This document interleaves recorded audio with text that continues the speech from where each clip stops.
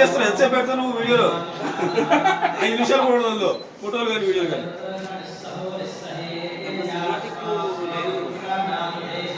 లేదా రాత్రి 5 గంటలకు కూడా ఇప్పుడు 2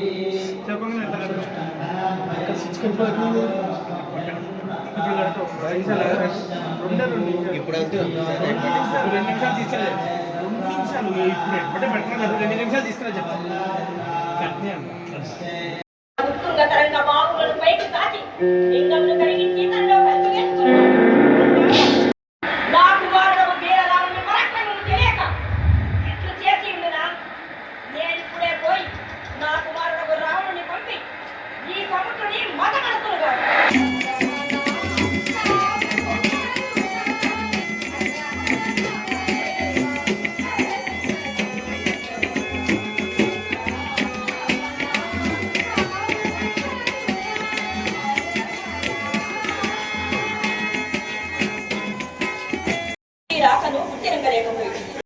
నిరంతరం పరమశివ పూజ పరతంత్రమైన నీ హృదయం కన్యాదాత్మ వేళ కలిగినట్లయితే మహాత్మా ప్రతిదినము సముద్ర తీరమున సైకతలింగము గావించి పూజించుతున్నారు కదా అది మేము ఎరుగుతుంది. నేటి ప్రాతకాలంలో కూడా యథావిధిగా ఇసుకతో లింగము గావించి పూజించుచుండా సముద్రుడు కంఠకాలమున తన ఉత్తుంగ తరంగముల పైకి సాచి లింగమును కరిగించి వేసుకున్నాడు చిత్తము స్వామి పరమశివులకు మాపై కరుణ కరుణ చేయటం జరిగినదేమో అని సంశయించుతున్నారు.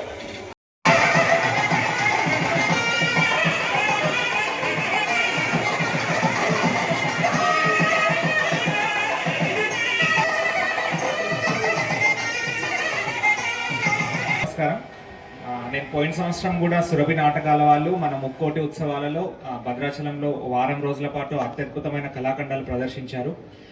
అవి నేను కూడా చూడడం జరిగింది. చాలా మంచిగా అనిపించింది. అంటే 1970-80 దశకాల్లో ఒక ఊపారు సురభి నాటకాల వాళ్ళు. తర్వాత ఈ సినిమా ఫీల్డ్ వచ్చిన తర్వాత మనం నాటకాలను ఆదరించడం తగ్గింది. బట్ ఇంకా ఇట్లా రావడము నిజంగా చూస్తే లాస్ట్ ఇయర్ నేను ఫస్ట్ టైం ఇంత గొప్ప నాటకాలు చూశాను.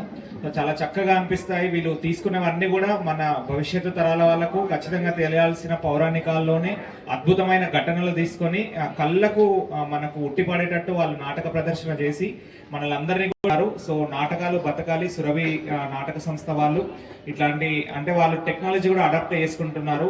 మంచి మంచి ఎఫెక్ట్స్ కూడా వాళ్ళు డైరెక్ట్ మనకు సినిమాలో మనకు కెమెరా ముందర ఏం జరుగుతుందో మనకు తెలియదు, స్క్రీన్ పైన చూస్తాం అంతే. బట్ ఇక్కడ మాత్రం ఆ స్టోరీని ఆ ఎఫెక్ట్స్ ని మన నటిస్తున్న వాళ్ళ అభినయాన్ని అంతా కూడా మనం కళ్ళ ముందు చూసి ఇంకా ఎంతో ఆస్వాదిస్తాం. కాబట్టి అందరూ కూడా ఇంకా ఈ 4-5 రోజుల్లో జరగబోయే నాటకాలు కూడా వచ్చేసి ఆస్వాదించాలని కోరుతున్నాను. Thank you.